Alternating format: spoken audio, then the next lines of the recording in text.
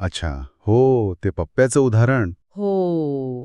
वर्षभर अभ्यास नाही केला आणि परीक्षा झाली, की मग त्याला वाटतं, अरे, अभ्यास करायला हवा होता. हं, मग त्याचा मित्र म्हणतो त्याला, आता काय उपयोग? वराती मागून घोडे. अगदी चपखल. यालाच आपण तहान लागल्यावर विहीर खोडणे असंही म्हणतो कधी-कधी. हो हो. किंवा ते घोडा पळून गेल्यावर पागा बांधणे तसंच काहीसं. बरोबर. पण यातली गंमत म्हणजे हे फक्त अभ्यासापुरतं नाहीये. नाहीये तेच तर. ही जी टाळाटाळ करायची सवय असते ना आपली, हां. किंवा गोष्टी पुढे ढकलण्याची वृत्ती, त्यामुळे आयुष्यातल्या कितीतरी संधी जातात, हे यातून दिसतं. खरे. अनेकदा कळत असूनही आपण वेळ काढतो. हो. म्हणजे तात्काळ जो आराम मिळतो ना पुढे ढकलून, त्याला आपण जास्त महत्त्व देतो का, असं वाटतं कधी-कधी. अगदी. आणि आजच्या जगात तर हे अजूनच जास्त खरं वाटतं.